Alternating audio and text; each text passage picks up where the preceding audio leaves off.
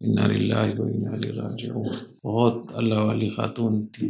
ملا صاحب کی عمر جب 3 سال کی تھی تو ان کے والد صاحب کا انتقال ہو گیا تھا، تو 3 سال کی عمر میں یتیم ہو گئے تھے ملا صاحب۔ پھر انہوں نے ہی پالا ان کو، ساری تربیت کی۔ نبی کریم صلی اللہ علیہ وسلم نے ارشاد فرمایا اذا مات ابن آدم انقطع عمله الا من 3 صدقۃ جاریہ او علم ينتفع به او ولد صالح يدعو له۔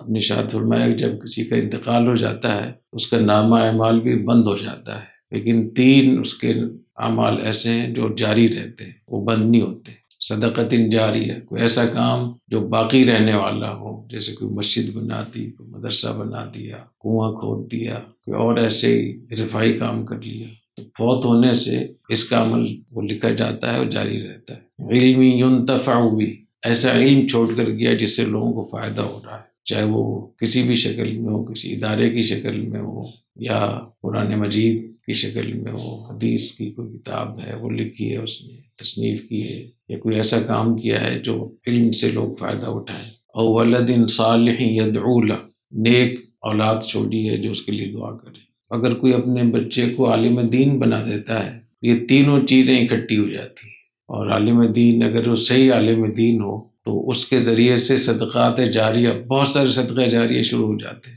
اور علم ایسا اس کے شاگرد ہوتے ہیں، ادارے وہ بناتا ہے، کتابیں وہ لکھتا ہے جس سے علم لوگوں تک پہنچتا ہے، اور اس کی اپنی اولاد جو اس کے لیے دعا کرتی ہے، نیک ہوتی ہے۔ اس لیے جو اپنے بچوں کو عالم بناتے ہیں، اس سے بڑھ کر کوئی اور نیکی نہیں ہو سکتی۔ یہاں کلیت الشریعہ میں کئی طلبہ جب آئے پڑھنے کے لیے تو ان کے والدین نے بڑا اعتراض کیا، بہت سخت مزاحمت کی۔ وہ الحمدللہ عالم دین بن گئے، بڑے ماشاءاللہ کام کر رہے ہیں۔ جب ان کے والد کا انتقال ہوا تو میں نے کہا آج ان کو پتہ چل رہا ہوگا کہ کس اولاد سے ان کو نفع پہنچے۔ جب قبر میں آدمی جاتا ہے تو یہی صدقہ جاریہ اور علم اور نیک اولاد ہی کام آتی ہے۔ تو ملا صاحب رحمۃ اللہ علیہ کا کتنا بڑا صدقہ جاریہ ہے ان کے لیے۔ پھر انہوں نے ملا صاحب کے چچا سے شادی کی تھی، مولوی محمد انور، وہ بھی ہمارے بہت کرم فرما تھے، بہت ہم سے محبت کرتے تھے اور بہت واقعات سناتے تھے۔ اللہ تعالیٰ ان کو غریق رحمت فرمائے، اور پورے خاندان سے ان کے صاحبزادے ہیں، ولید المنان عمری صاحب ہیں، پوتے ہیں، اور یعقوب صاحب ہیں، اور بہت سارے ان کی میں سب سے تعزیت کرتا ہوں۔ اللہ تعالیٰ ان کی مغفرت فرمائے، درجات بلند فرمائے۔ 20 سال انہوں نے پاکستان میں گزارے۔ ملا عمر صاحب رحمۃ اللہ علیہ کی والدہ نے 20 سال پشین میں، تراٹ ایک جگہ، کسی کو معلوم ہے؟ پشین تو معلوم ہے، تو پشین میں 20 سال انہوں نے گزارے۔ افغانستان کے سقوط کے بعد وہ یہیں آ گئے تھے، اور فتح کابل کے بعد واپس تشریف لے گئے۔ کل ان کا انتقال ہوا۔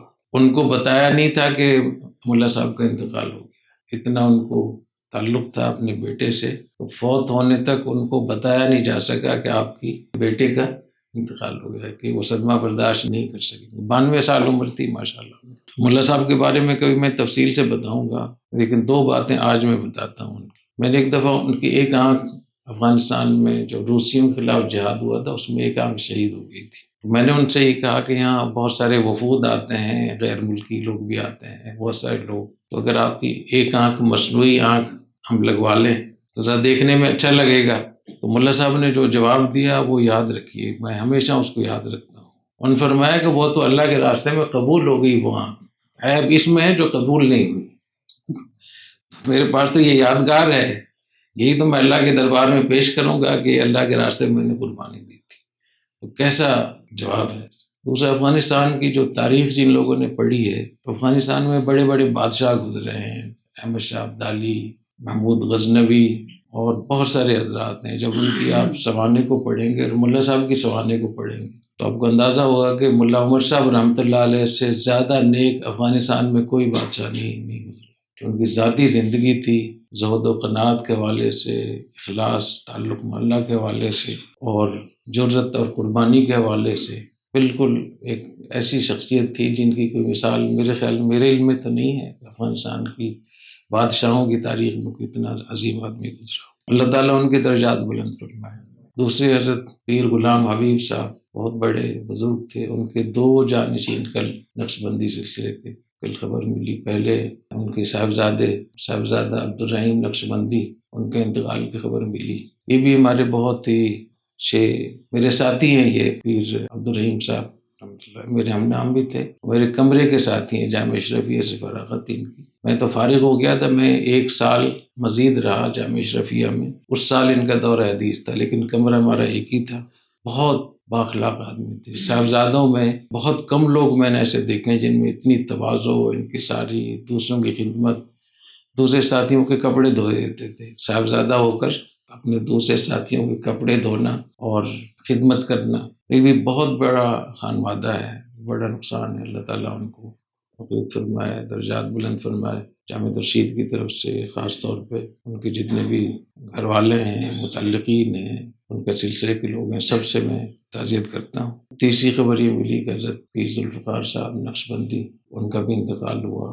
بہت بڑا ماشاءاللہ ان کا سلسلہ تھا، ہندوستان، پاکستان، انڈونیشیا، ملیشیا، بہت سارے خطوں میں، بہت سارے بر اعظموں میں ان کا سلسلہ پھیلا ہوا تھا۔ تو اللہ تعالیٰ ان کو غریق رحمت فرمائے، اور ان کے تمام جو اعمال تھے، نیک اعمال تھے، اللہ ان کو قبول فرمائے، اور جتنے انہیں صدقہ جاریہ کی شکلیں چھوڑی ہیں، خانقاہوں کی شکل میں، مدارس کی شکل میں، یا ان کے بہت سارے خلفاء ہیں، بہت سارے لوگ ہیں، وہ سب ایک صدقہ جاریہ ہے۔ اللہ تعالیٰ اس کو قبول فرمائے، اور اللہ تعالیٰ جو لوگ ابھی دنیا میں ہیں ان کی ہمیں قدر کرنے کی توفیق عطا فرمائے۔ 3 مرتبہ سورہ اخلاص پڑھ کے ملا صاحب رحمۃ اللہ علیہ کی والدہ کے لیے بھی اصال ثواب کرتے ہیں۔ حضرت صاحبزادہ پیر عبدالرحیم نقشبندی، حضرت پیر غلام حبیب صاحب، مولانا ذوالفقار نقشبندی صاحب رحمۃ اللہ، ان سب کے لیے دعا بھی کر دیں اور ان کے لیے اصال ثواب بھی کر دیں۔